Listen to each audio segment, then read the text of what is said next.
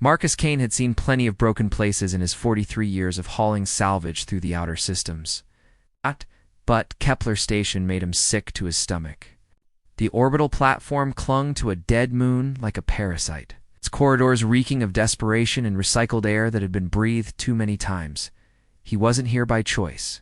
His ship, the Ironheart, needed replacement parts that only the black market could provide, the kind of deals that happened in shadows, where questions weren't asked and credits changed hands without documentation. The vendor had been specific about the location. Docking Bay 7, Sublevel 3. Marcus descended through increasingly dingy corridors, his boots echoing against rusted grating. Emergency lighting flickered overhead, casting everything in sickly yellow tones. That's when he heard the child crying. The sound cut through the ambient noise of failing life support systems and distant machinery. Marcus paused, his hand instinctively moving to the plasma pistol at his hip. Children didn't belong in places like this. Nothing innocent belonged here. Following the sound, he rounded a corner and stopped dead. A woman knelt in an abandoned alcove, holding a small child against her chest.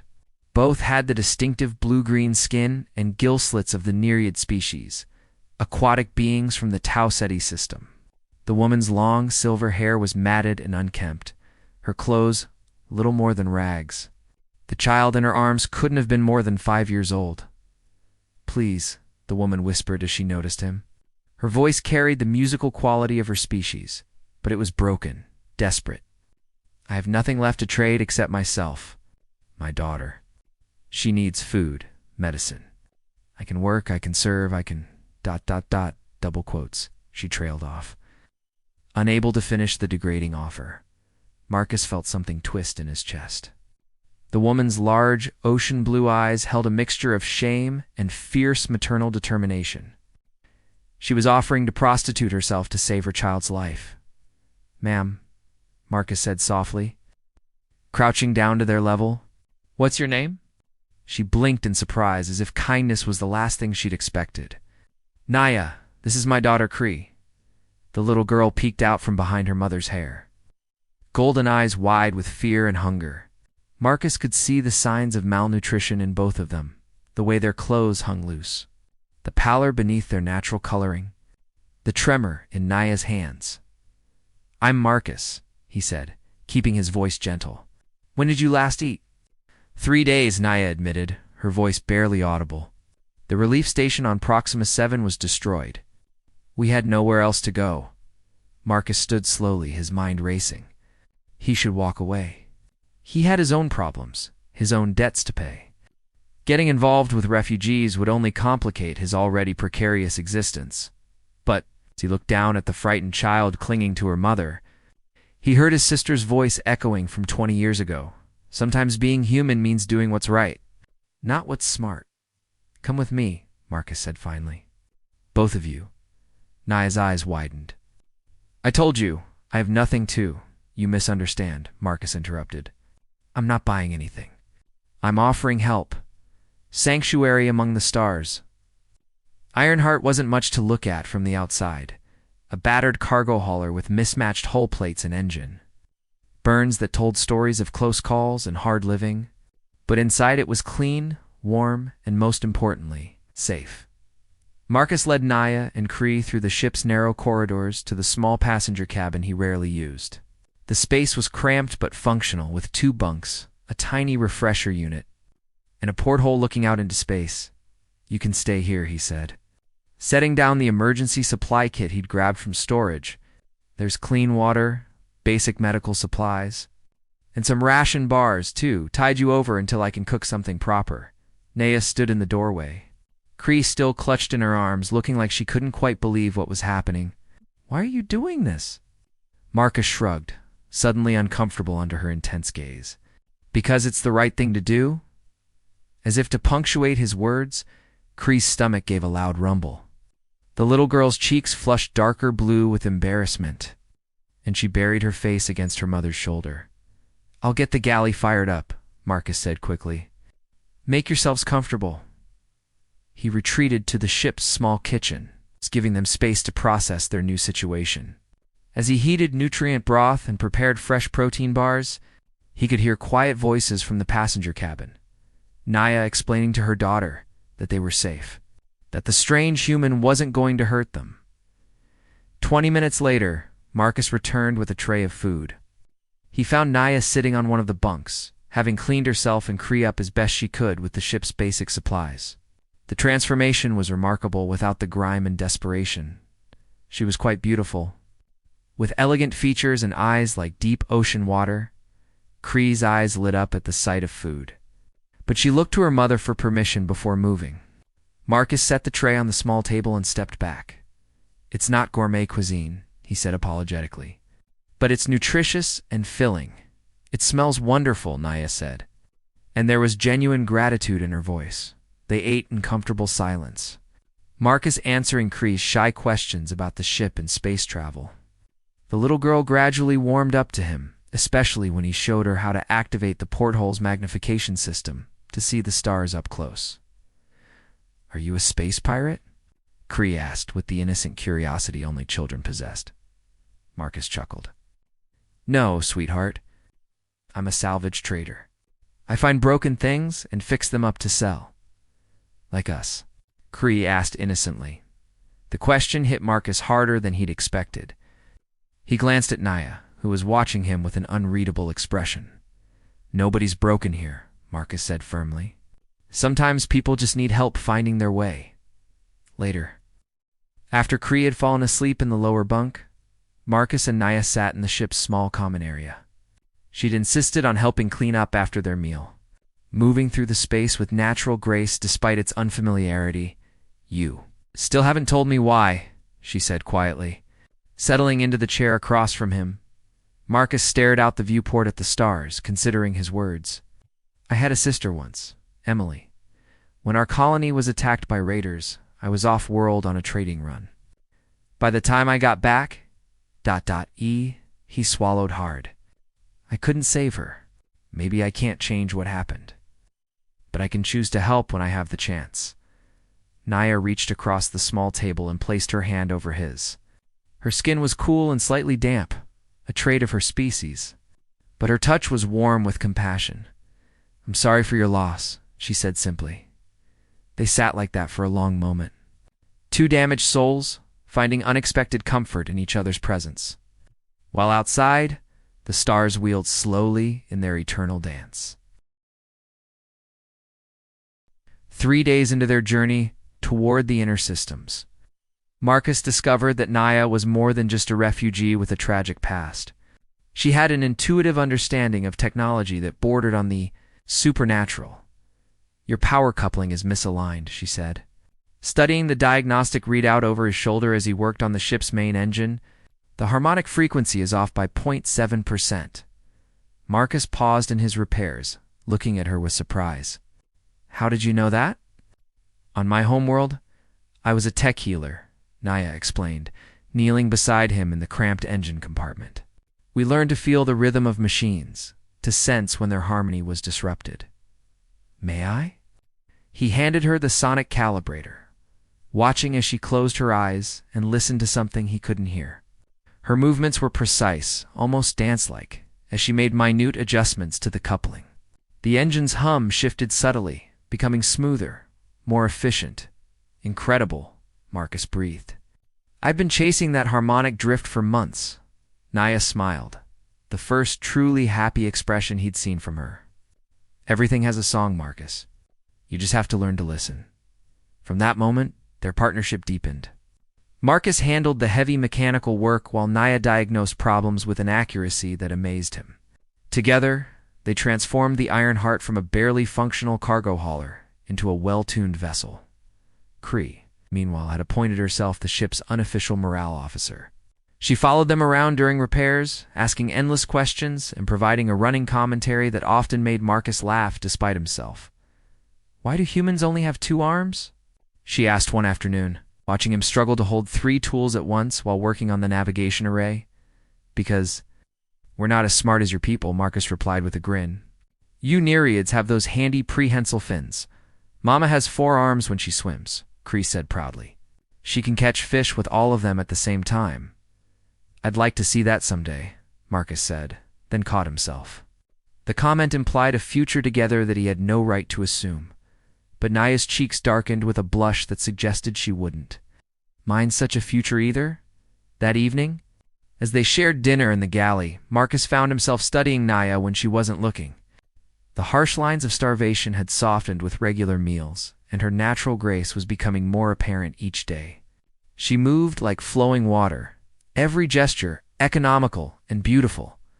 Marcus. Naya's voice broke him from his reverie. "You're staring." "Sorry," he said, embarrassed. "I was just thinking, you're not what I expected when I picked up passengers." "What did you expect?" "Complications," he admitted. "Problems. People tend to disappoint you when you get too close." Naya set down her utensil and looked at him seriously. "And have we disappointed you?" Marcus glanced at Cree, who was constructing an elaborate castle out of her food cubes, completely absorbed in her creation. "No," he said softly. "You've done the opposite." "Good," Naya said, her voice carrying a note of something that might have been invitation. "Because we're not done surprising you yet." Later that night, after Cree was asleep, Marcus found Naya in the ship's small observation lounge, watching the stars. She'd changed into one of his old shirts, which hung loosely on her slender frame but somehow looked elegant anyway. "Can't sleep?" he asked, settling into the chair beside her. "Too many thoughts," she replied. "On my world, when the mind is troubled, we swim in the deep currents. The water washes away worry and fear. We're a bit short on oceans out here," Marcus said with a gentle smile. "Yes," Naya agreed, then turned to look at him. "But perhaps there are other ways to find peace." Their eyes met in the soft starlight. And Marcus felt something shift between them. The careful distance they'd maintained was dissolving, replaced by a pull as inevitable as gravity. "Naya," he said quietly, "I don't want to take advantage." She silenced him by placing her finger against his lips. "You saved us, Marcus. But that doesn't make me helpless. I know what I want." Love in the void. The proximity alarm screamed through the ship at 0300 hours, jolting Marcus from deep sleep. He rolled out of his bunk and stumbled to the bridge, his mind automatically cataloging potential threats. In his line of work, sudden visitors were rarely good news. 3 ships had dropped out of hyperspace behind them, sleek, predatory vessels with the distinctive energy signatures of Cathara pirates. Marcus's blood ran cold. The Cathara were notorious slavers who specialized in capturing exotic species for the black market. "Marcus?" Naya's voice came from behind him, tense with worry. She stood in the doorway wearing one of his shirts, her hair disheveled from sleep. "What's happening?" "Pirates," he said grimly, his hands flying over the controls. "Cathara clan, by the look of them. They must have picked up our trail at Kepler Station." Naya's face went pale. "They're here for us, aren't they?" For Cree and me, Marcus engaged the ship's defensive systems. Though he knew the Ironheart's weapons were no match for 3 military-grade raiders, not if I have anything to say about it. The communication system crackled to life. "Human vessel, this is Captain Vex of the Bloodthorn. You have stolen property aboard your ship. Surrender the Nereid females, and we'll let you live." Stolen property. Marcus snarled into the cum. "These are free beings under my protection." Harsh laughter came through the speakers. "Protection? In that rust bucket? You have 10 minutes to comply, or we'll take them from your wreckage." Marcus cut the connection and turned to Naya. "There's an escape pod in the rear compartment. Take Cree and no." Her voice was firm, resolute. "We face this together, Naya. Be reasonable. They want you alive, but they'll kill me without a second thought." She stepped closer, her ocean blue eyes blazing with determination. "Then you'd better not die, because Cree and I need you." Before he could argue further, she was at the weapons console, her fingers dancing over controls she shouldn't have known how to operate. The targeting system came online with a precision that made Marcus's jaw drop. "I told you I was a tech healer," she said without looking up. "But I didn't mention I served in our planetary defense force before Cree was born." The first pirate ship opened fire, energy bolts lancing through space toward them. Marcus threw the Ironheart into a spiraling dive, using every trick he'd learned in 20 years of dodging trouble. The ship groaned under the stress, held together, I've got a lock on their lead ship's engine manifold, Naya announced. It's a small target, but if we can hit it, do it, Marcus said, pulling the ship around in a tight arc that pressed them both into their seats. Naya fired with surgical precision. The pirate vessel's port engine exploded in a brilliant flash, sending the ship tumbling out of control. The remaining two pirates fell back, suddenly wary of their apparently defenseless prey. Impressive shooting, Marcus said, genuine admiration in his voice. Save the compliments for later, Naya replied, already targeting the second ship. We're not out of this yet. The battle that followed was a deadly dance among the stars. Marcus pushed the Iron Heart to her limits, while Naya picked apart their attackers with clinical efficiency. But the old cargo hauler wasn't built for sustained combat. Warning lights were beginning to flash across the control panels. Hull breach in Section 7, Marcus reported tersely. And we're down to 30% power. The second pirate ship exploded under Naya's relentless fire. But the third vessel had learned caution. It hung back, peppering them with long-range shots while staying out of effective return fire range. They're playing it smart now, Naya said, frustration evident in her voice. Trying to wear us down. Marcus made a decision that went against every survival instinct he'd developed. He cut the engines and let the ship drift, as if they'd lost power completely. What are you doing? Naya asked. Something stupid, Marcus admitted. But it might work. The pirate ship took the bait, moving in for what they thought would be an easy kill. At the last possible moment, Marcus brought the engines back online and rammed the Iron Heart directly into the pirate vessel's flank. The impact threw them both against their restraints. Sparks flew from damaged systems, and the artificial gravity fluctuated wildly. But when the sensor static cleared, the pirate ship was drifting. Its hull cracked open like an egg. Is everyone all right? Marcus called out. Mama, Marcus? Kree's frightened voice came from the passenger cabin. The lights went funny. We're okay, little star, Nadja called back, using an endearment Marcus hadn't heard before. She turned to him, her eyes bright with adrenaline and something deeper. That was the bravest. The most foolish thing I've ever seen. Yeah, well, Marcus said, suddenly aware of how close they were sitting. You bring out the best in me. The moment stretched between them, charged with electricity that had nothing to do with the ship's damaged systems. Then Naya was kissing him, her lips soft and urgent against his. Her hands tangled in his hair. I thought we were going to die, she whispered against his mouth. Not today, Marcus promised, pulling her closer. Not while I have something to live for. The Iron Heart limped toward Haven Station with half her systems offline and a hull that looked like it had been through a meat grinder. But they were alive, and for the first time in years. Marcus felt something approaching happiness. Kree had taken the battle with remarkable resilience, though she insisted on staying close to both Marcus and her mother for the rest of the journey. She'd started calling him Papa Marcus, a development that made his heart clench with unexpected emotion. The docking bay controller is asking about our cargo manifest, Naya said from the co-pilot's seat, where she'd taken up permanent residence.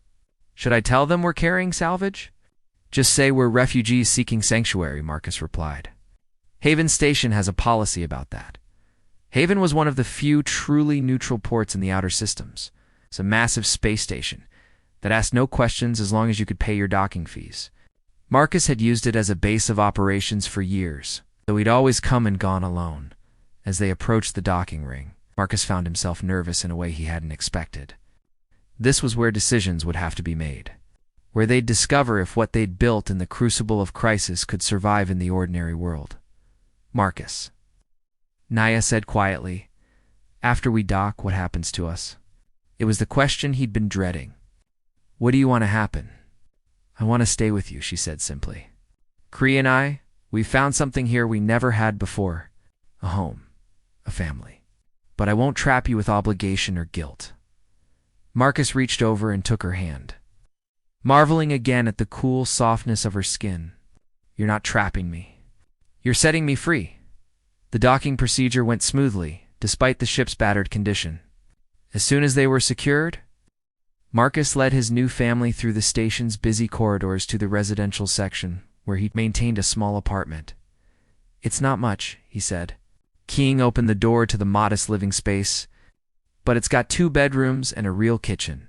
Cree ran immediately to the large viewport that looked out over the station's central plaza, pressing her nose against the transparent aluminum.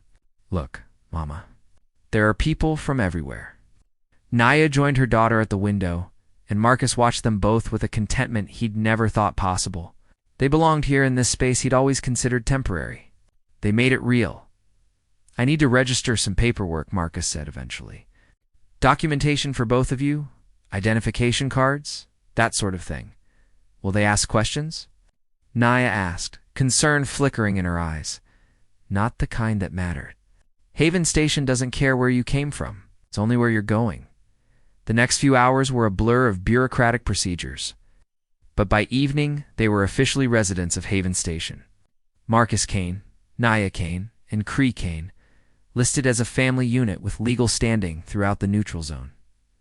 "Kane?" Naya had asked when she saw the paperwork. "If you want to be," Marcus had replied. "No pressure." Her answer had been a kiss that left him dizzy. That night, after Cree was asleep in her new bedroom, Marcus and Naya sat on the couch in their living room, watching the endless flow of ships through the viewport. She was curled against his side, her head on his shoulder, and Marcus couldn't remember ever feeling so peaceful. "Do you think they'll come looking for us again?" Naya asked quietly. "Maybe," Marcus admitted, "but we'll be ready. And next time, we won't be alone." "No," Naya agreed, tracing patterns on his chest with her finger. "We'll never be alone again." "Are you sure this is what you want?" Marcus asked. "A life with a broken-down salvage trader who's got more enemies than friends?" Naya lifted her head to look at him, her eyes reflecting the starlight from outside. "You're not broken, Marcus Kane. You're exactly what Cree and I needed. You showed us that not all the universe is cold and cruel. You gave us hope.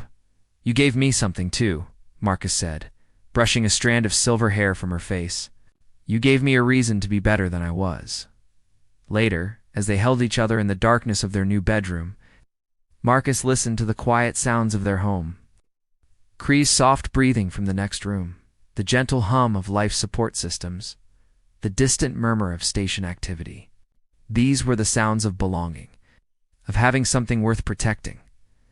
"I love you," Naya whispered against his neck. "I love you too," Marcus replied, the words coming easier than he'd ever imagined they could. "Both of you," outside their window. The stars continued their eternal dance, but inside their small apartment, 3 souls who had found each other against all odds finally allowed themselves to believe in tomorrow. They were no longer refugees or salvagers or survivors. They were a family.